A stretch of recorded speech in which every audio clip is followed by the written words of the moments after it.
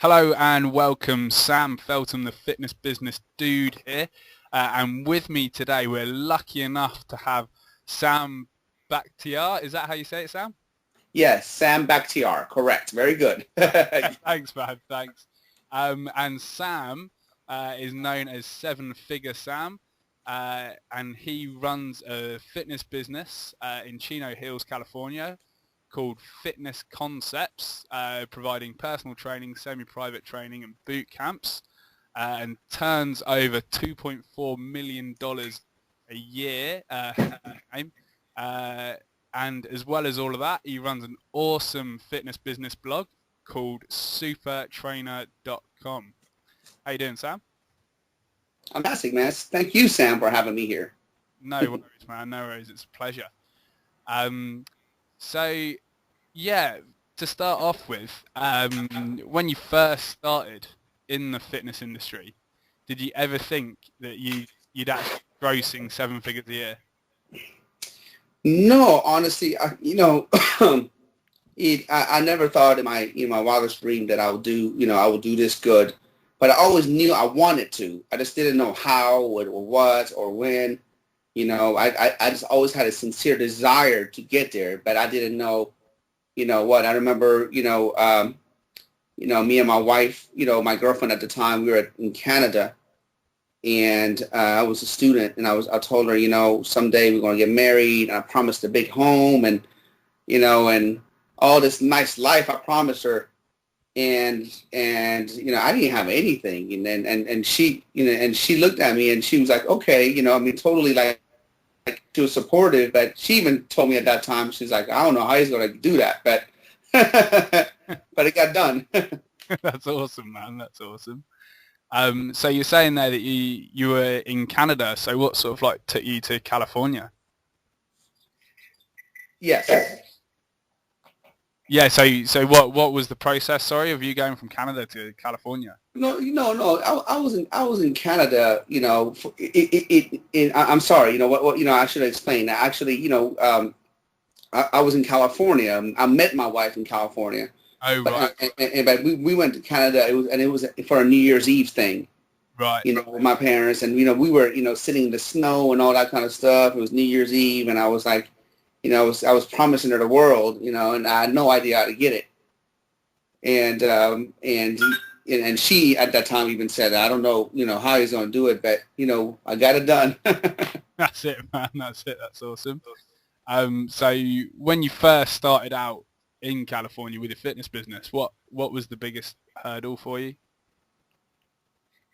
Getting started, man, is just lack of knowledge. I think is just but I didn't know any better. I thought, if I can get $50 an hour, and I can, my mindset was, was so, my expectation of myself was so low. I was like, okay, so if I can make $50 an hour, and I can train 8 people in a day, I make $400 a day, and that, to me, that was a lot of money. I'm like, wow, if I can make $400 a day and 5 days a week, I can make $2,000 a month. I mean, $2,000 a week.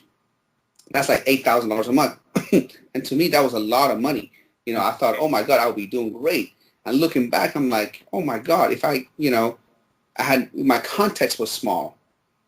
So, so obviously we changed that. And once you start making 8,000, you got to figure out how to make 10,000. Make 10,000, you figure out how to make 20,000. You just go up over and over after that. Wow, that's awesome.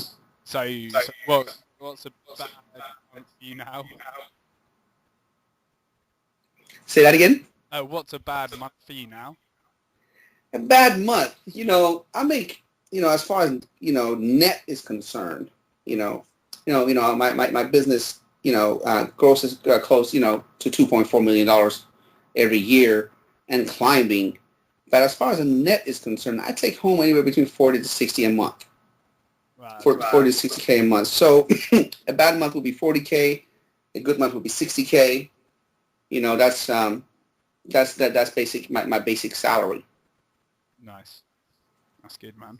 And when you were, what is your biggest problems that you're facing right now in your fitness business compared to sort of like when you first started? Well, I can't hear and tell you I face any problems. Um, I'll be lying. I don't really have any problems in my fitness business. No. Because over the years of making so many mistakes and fixing it, and now I got systems in place, my business pretty much runs, like a well-oiled machine. I'm barely ever here. I can leave and come back and everything is hunky glory. I would say the problem that I face, man, is just these days is just but basically so many wannabes that wanna become boot camp owners and we want to become personal trainers, but they don't have any knowledge or any unique abilities, and then they think that they can come and like compete, in a market where I'm at. I would say that is the thing, because before I became successful, I want to get I don't know if you know this, but I'm a doctor in chiropractic. Yeah. I got a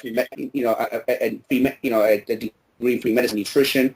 I'm a doctor of chiropractic, and I've studied human anatomy, physiology, biomechanics, nutrition, and everything that goes with it. So I know the body in and out. I know my craft.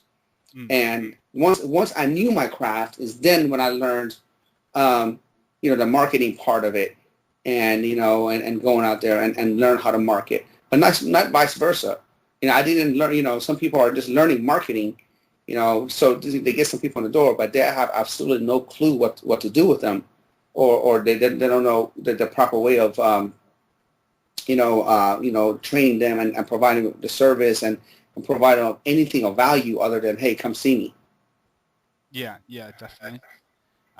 Because I mean, a lot of the guys listening to the call at the moment are really, really good trainers, but the problem they tend to have is sort of like the marketing side of things. And what sort of advice would you give to sort of newbie people in terms of marketing? Well, here's the thing. You got to have both. You have to have marketing and you have to have some skills.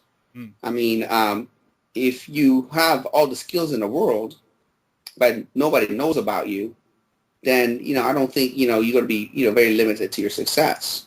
But if you have, all the marketing in the world, then you're also going to have limited success because you won't be able to keep people there. So, you have to obviously, be good at what you do and know your craft. But even more important, man, you have to, you have to, you have to know marketing. So they both totally go hand in hand. Absolutely, man, absolutely. And what sort of things should people be doing that they're probably not doing at the moment? Well, continuous education and a balanced education. Yep. You can't just, just study marketing, or you can't just study anatomy and physiology.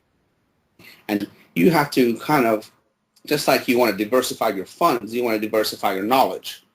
I know some people that all they do is, get more and more certifications, and they think that's the answer, where they already know plenty. They just don't know how to get the word out and the message out in front of people. And on the other hand, I know everybody that knows some people that have all the latest, tactics, but they still don't, they still don't know the craft. And, once people get there, they don't know how to put a good program design together for them, and, give them different varieties and get them the results that they want. Right, I see. And over the next 12 months, because like the fitness industry is one of the most like ever-changing industries out there. Where do you see the fitness industry going in the next 12 months? Well, I just see, I see them right now more and more. People are dropping out of the fitness industry, and because it's become such a competitive marketplace, as you know, it looks like everybody and their grandmother is a personal trainer and a fitness guru these days. Yeah. But now it's time to put up or shut up. It's time now. You can't just say I'm a fitness guru. Now you got to back it up. And and people that can back it up, and people that are actually good at what they're going to do and good at their craft, they're going to succeed. And all the people, what I call the pretenders, and they say I'm good, but they really don't have anything to back it up with. Well, they're going to get stepped on. That's excellent advice. So sort of basically you're saying there, Sam, make sure you get people results, and then make sure that you tell enough people that you get people results. Absolutely, absolutely. I mean, people come to you for results. People come to you for getting specific results. Come to you, and you got to give people what they want. That's awesome, man. That's awesome.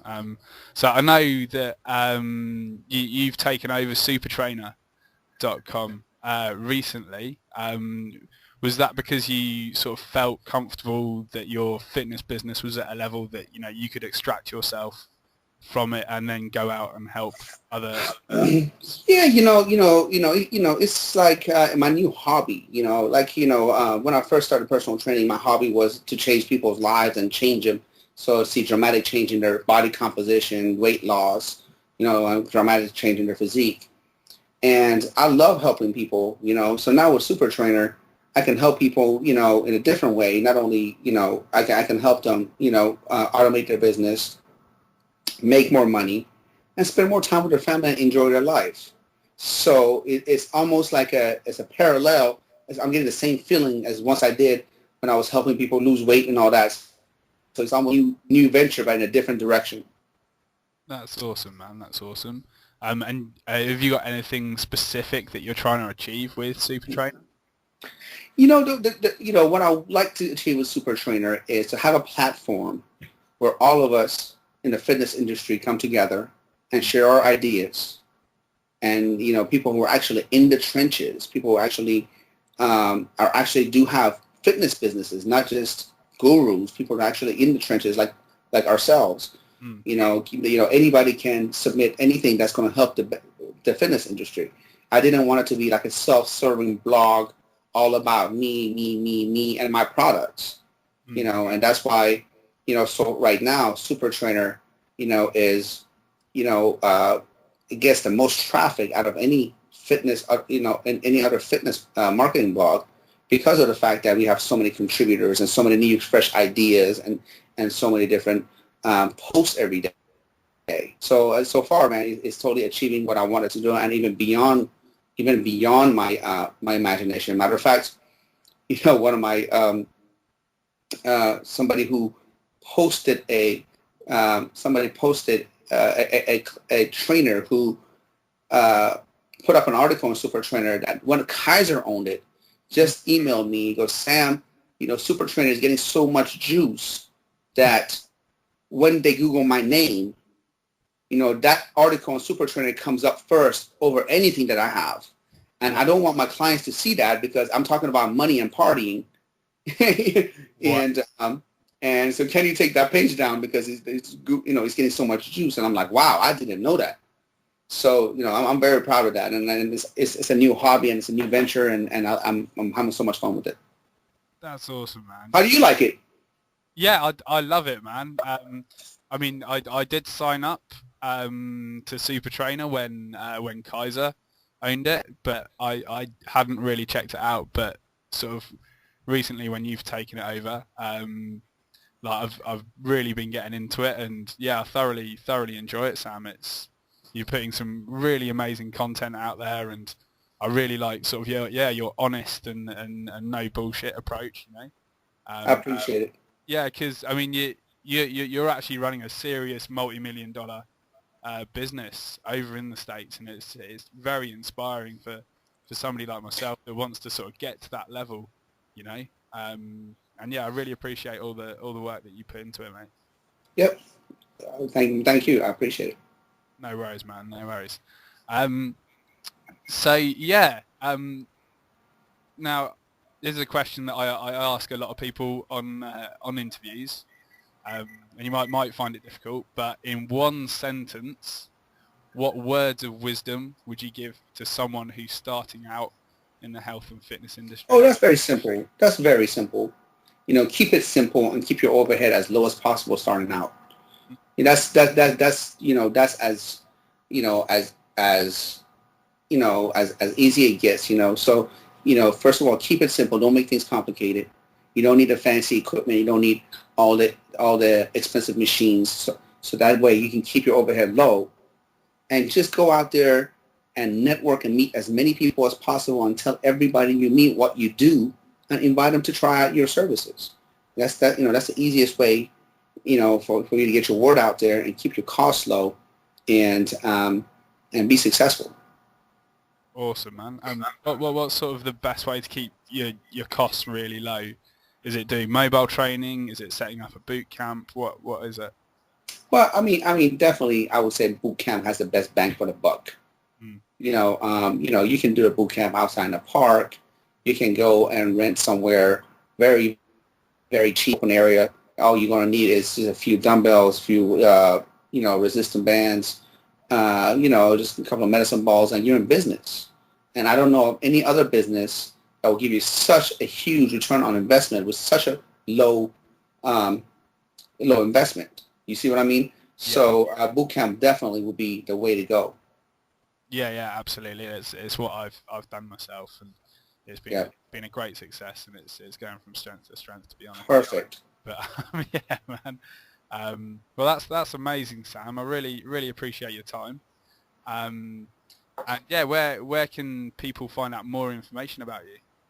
Yeah, they can go just to super-trainer.com, and they can see my fitness marketing blog, or if they want to check out my offline business website, is www.fitconcepts.com. Awesome. I'll check out those links for everybody to check all your stuff out. I highly recommend going over there because you got some great stuff, and you got a pretty good free download there, haven't you, Sam? You're okay. As well. Perfect.